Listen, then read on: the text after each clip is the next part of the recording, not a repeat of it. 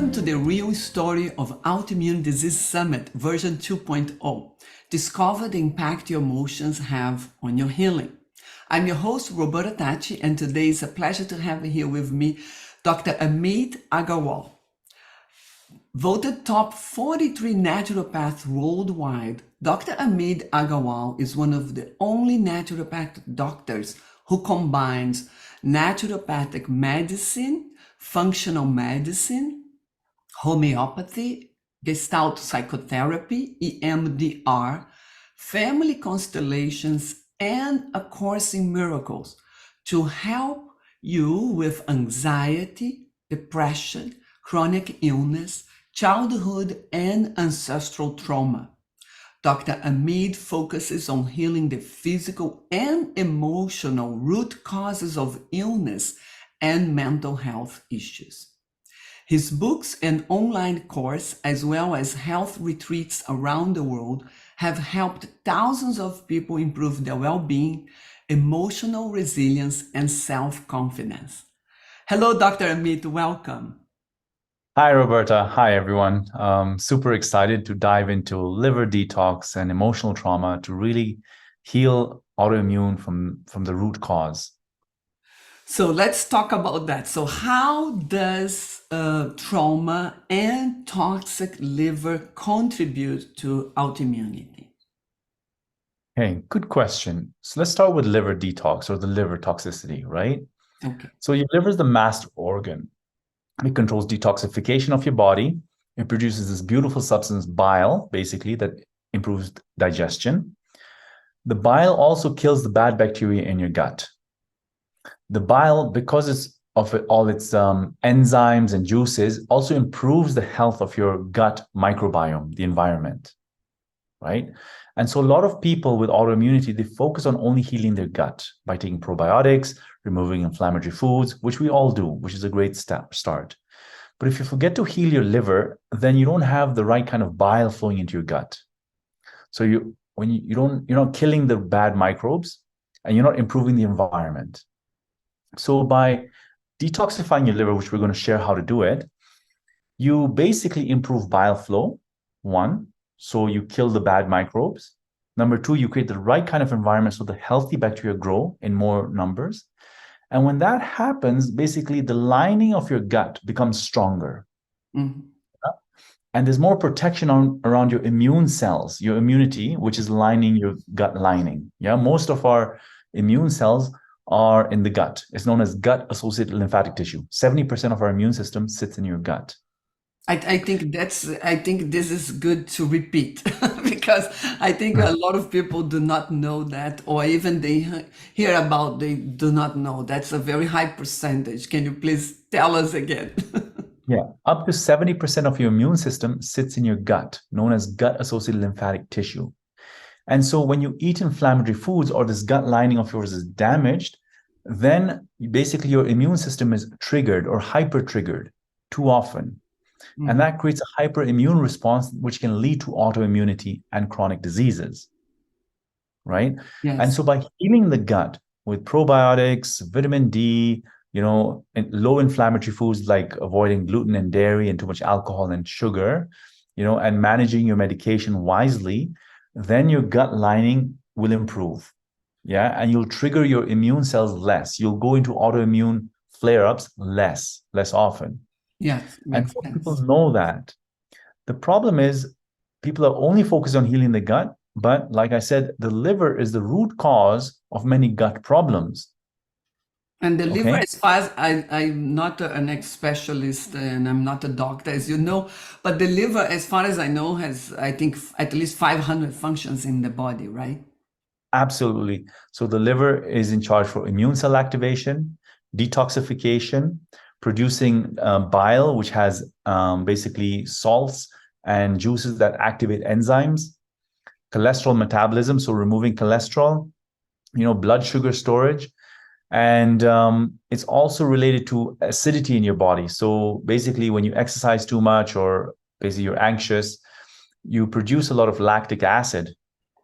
And excessive lactic acid can contribute to chronic anxiety, right? That And is very important. I would like to talk a little bit about this side of anxiety because, autoimmune disease, one of the problems is there is no cure, even though we can reverse, and we know about many cases of reversing autoimmune disease. It causes a lot of anxiety because of the no cure. When the doctor gives diagnosis, a lot of people get quite anxious. Can we talk a little bit about that also? How the liver can help with anxiety? okay, so there's two causes of anxiety there when you mention those factors. One is the diagnosis. When somebody's given that final diagnosis, there's no cure. It's like a trauma, a mini trauma. We're going to talk about healing trauma. Trauma Mhm. itself creates a sense of anxiety because the doctor basically makes the person feel helpless, right? And hopeless. And Yes. when you experience that helplessness, hopelessness, that triggers a fight or flight or fear response in your body, right? And Mhm. a negative belief about your life and your safety and your well-being. And so that will And your create this future, undefined it's trauma. like we And get worried about the future and everything. Yes. exactly. And that worry then leads into chronic anxiety. And you might even wonder why you're always anxious or unhappy all the time. And you forget that you were once given this awful diagnosis or prediction, right? Hmm. And which you can let go of and you can release using some trauma release techniques we'll talk about, and homeopathy, which we're going to cover today. Hmm. Okay. On the flip side, though, a lot of people have chronic anxiety because their body is inflamed and toxic. Okay. I think that is a very interesting with seeing from the body to the mental state of just thinking from the mental state to the body. So there is a both sides, right? Exactly. It's a vicious cycle. So physically speaking, how is anxiety created by your physical body? When you are chronically inflamed, which often happens with autoimmunity, and your gut is, you have leaky gut syndrome, basically, your gut is too permeable, then there's a lot of inflammation being triggered in your body. That inflammation causes excessive cortisol to be produced in your body. And excessive cortisol or cortisol imbalance suppresses serotonin, dopamine, GABA, melatonin, all your feel-good neurotransmitters, right? And when you have low serotonin or low GABA, you're more prone to anxiety. That's one physical cause. Okay. Mm-hmm. Number two, a lot of your GABA, which is your anti-anxiety neurotransmitter, and a lot of serotonin, in fact, most of it is produced by the bacteria in your gut. And so if you have poor bile flow and a poor gut environment, yeah, and you've had too much antibiotics, too much inflammatory foods, too much alcohol, sugar, etc., and you kill off these good bacteria, your production of neurotransmitters will be less. You will produce less serotonin, less GABA, and therefore automatically you will start having more mental health issues as well. The third physical factor Mm-hmm. is now, if your liver is toxic, yeah, your liver is often toxic from chronic inflammation. Your liver is toxic from pesticides, from environmental fumes, from inflammatory foods, from medications, things in your drinking water. The liver is always doing a lot of work. 90% of the world have liver stagnation, literally. Oh, Okay. wow. That's Yeah. huge. Yeah. It's massive. Most people are walking around with what we call liver qi stagnation in Chinese medicine. Mm-hmm. So when the liver is toxic, what happens is there's something called lactic acid that's produced in your body naturally, and your liver converts the lactic acid back into glycogen. If the liver is stagnant, basically it doesn't convert that lactic acid back to glycogen. So we have higher levels of lactic acid. And studies have shown that high levels of lactic acid then increase levels of anxiety in people. Mm. Okay, I see now. I see the connection. It's amazing. absolutely. And then another way that your liver stagnation or liver toxicity contributes to anxiety is liver controls hormones. Okay. And when the liver is stagnant or toxic, we get a hormonal imbalance. Usually I see a progesterone deficiency or an estrogen excess. Mm. When progesterone is low, the anti-anxiety neurotransmitter GABA doesn't work well in the brain. So progesterone is needed for GABA to work well. Uh-huh. Very And so a important lot for of women. Yeah. very important for women. So a lot of women are suffering from PMS symptoms, which could be breast tenderness, gas, bloating, cramping, anxiety, insomnia, crying, right? They usually have low progesterone. Mm-hmm. And when they have low progesterone, they're going to have these mood swings or mood symptoms. And you can see now the connection between mood swings and digestive issues because the liver is also important for digestion, right? If you have lots of gas and bloating, it means you don't have enough bile flowing or the wrong concentration of bile. And so you're going to get more digestive symptoms. right? And you can see why you might also get mental symptoms in conjunction with digestive symptoms now. It's all interconnected. Your mind and body are one. Okay. I love that. And that is something that, the traditional Western medicine many times don't see that. And also, how now they go in detail, I only do this, I only work with this organ, this part of the body, or this finger, not the whole Yeah. hand.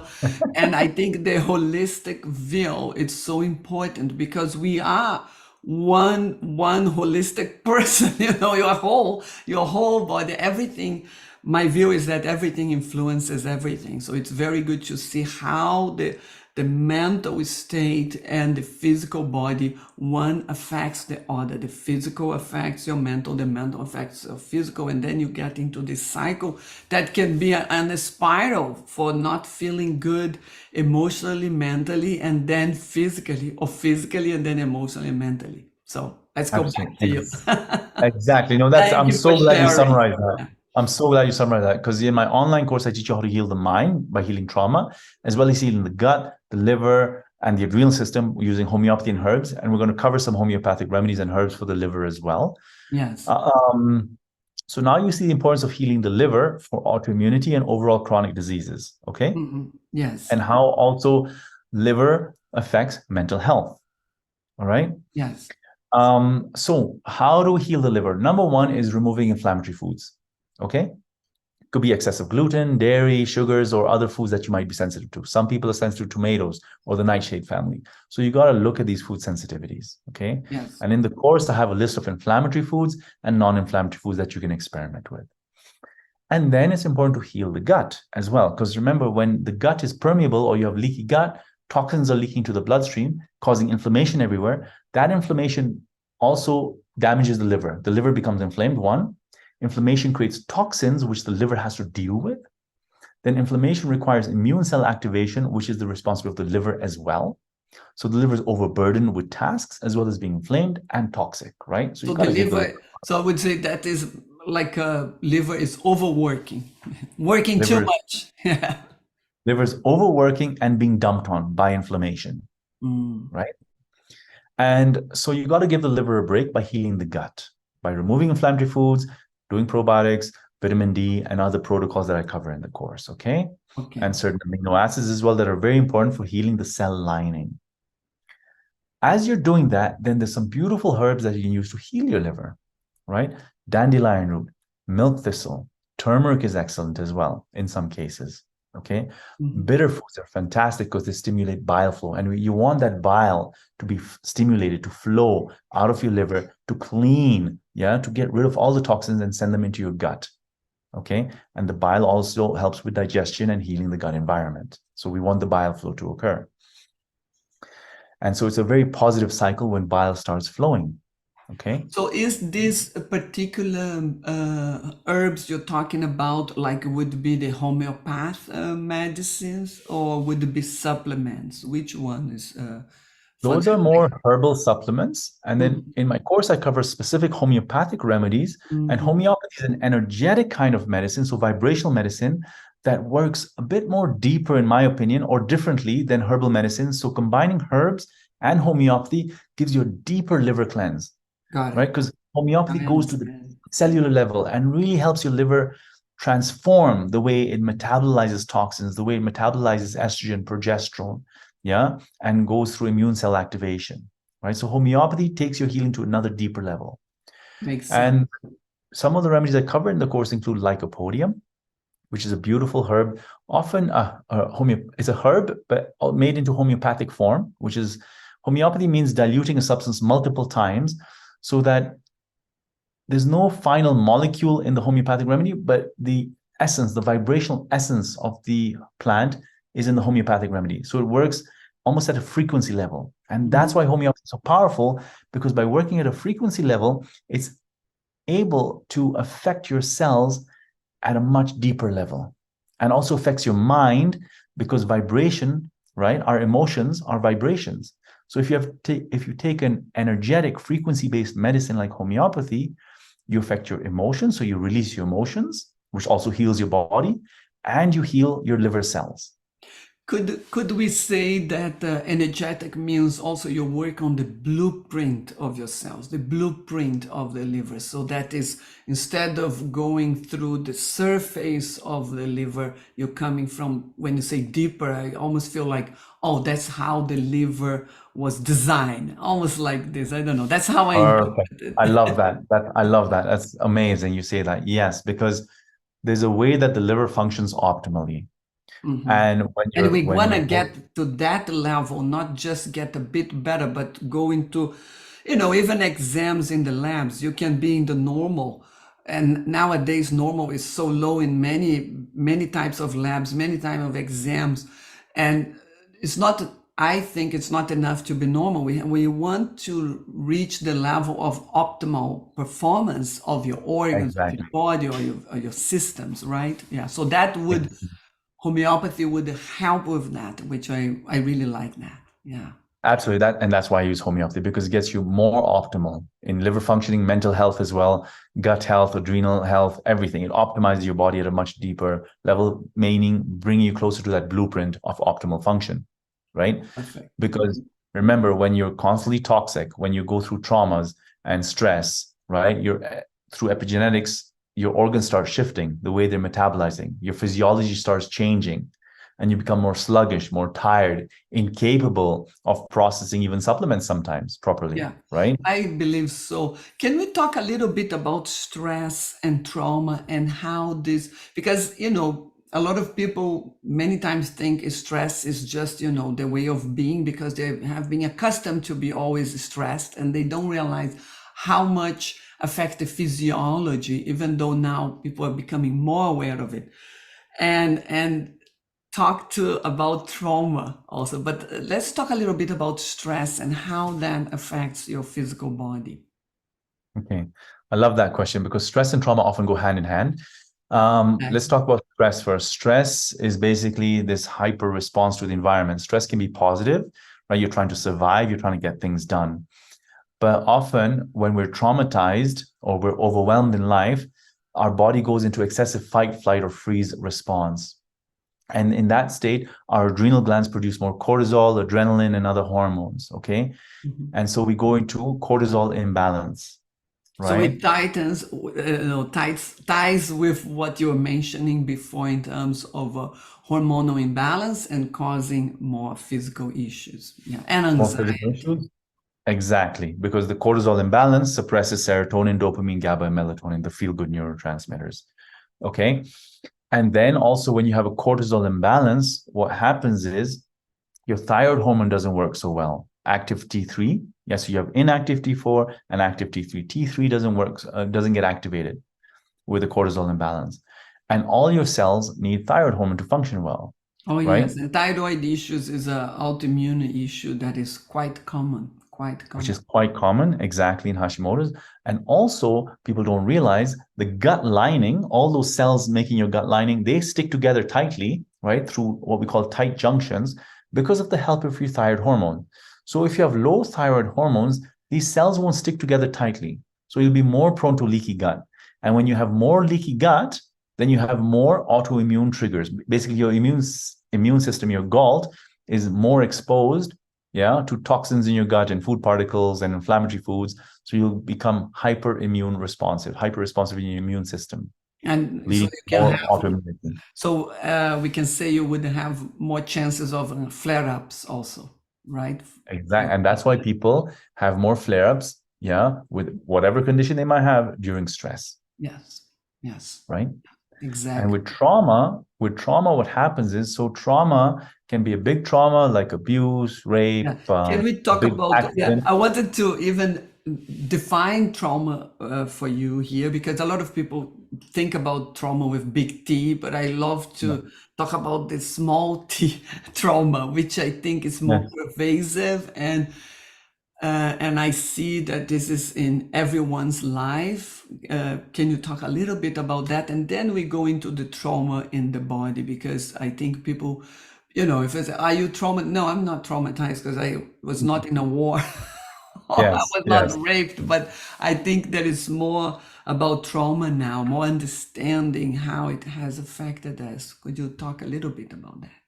With pleasure, yeah. So a lot of us go through mini traumas. I don't even want to call them mini because they really affect our nervous system. It could be, your parents' attitude, if they were arguing, how they scolded you, how they nurtured you. Maybe they only rewarded you when you performed really well, but ignored you when you didn't perform well, right? Yes. And so there's this subliminal language going on that gives you anxiety to perform well. Or you moved a lot. Your mom went on a long trip and you were abandoned for a couple of weeks. You didn't they don't call it abandonment, but she just left you with your grandparents or an uncle or an aunt or something like that, right? Or you had a sibling who was very sick and your parents' attention went to that sibling and you got this isolation feeling, right?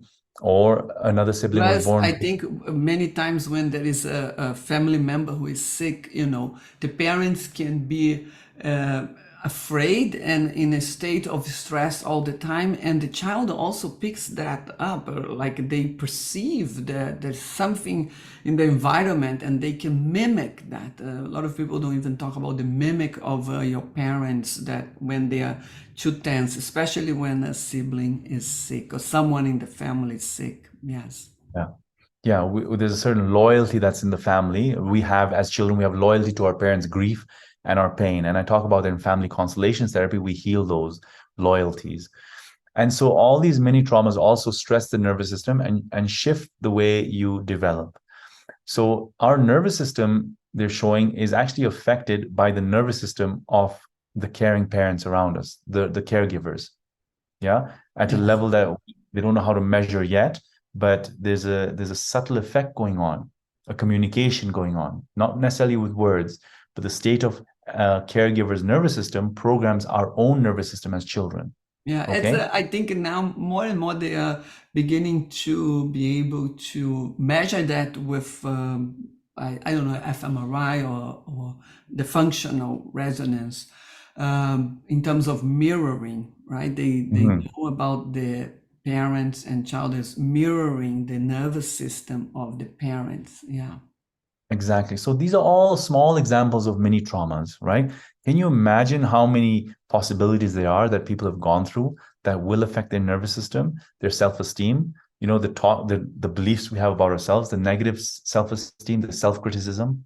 Yeah. And when you're really criticizing yourself, when you're talking badly about yourself, think about what you're doing. You're attacking yourself, right? And in some theories, they say autoimmunity is self-attack, right?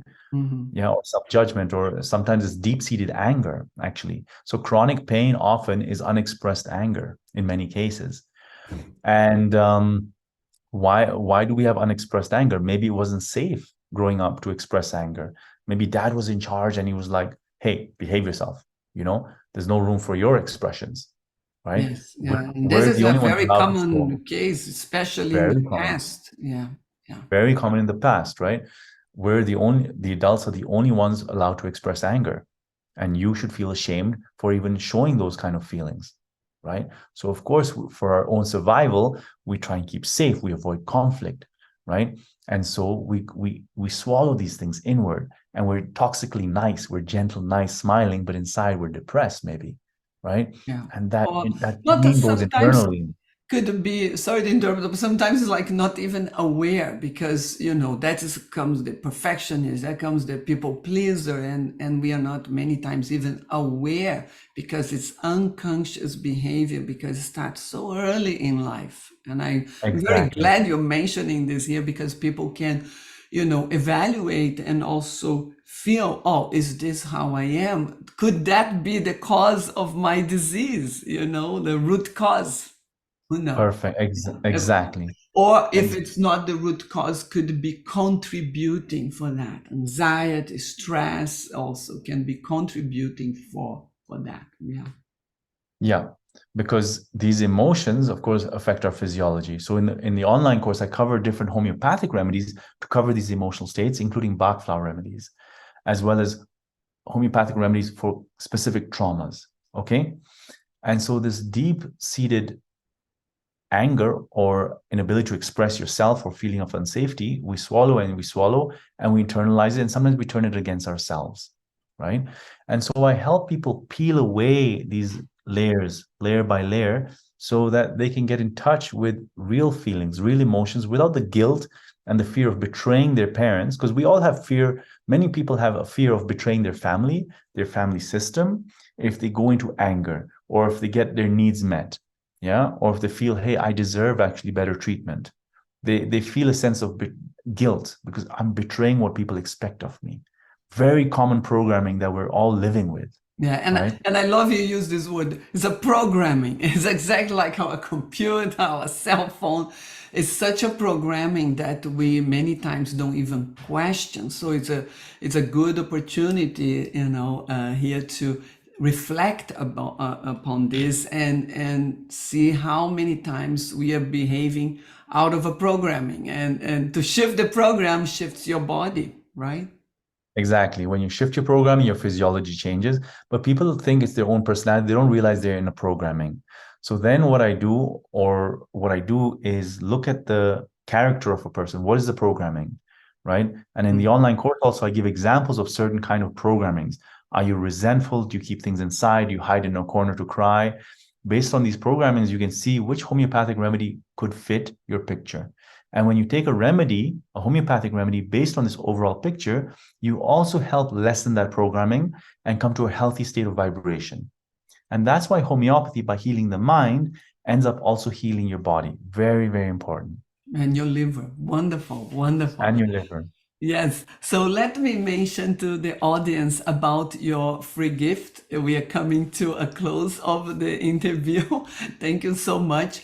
So Dr. Ameet has a gift for you today. It's a free ebook and videos to heal anxiety and stress by healing the 5 pillars of your health. And you have the link below. Please connect check this link, but not now.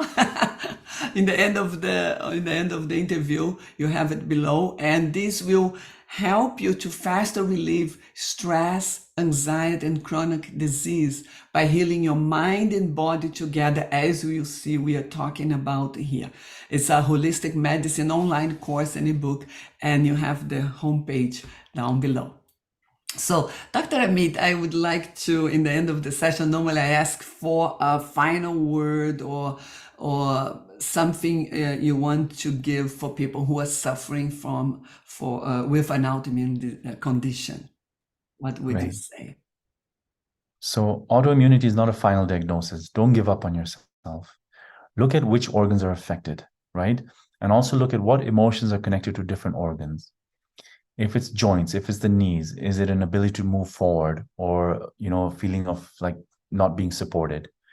If it's your lower back or other areas like that, is there too much responsibility?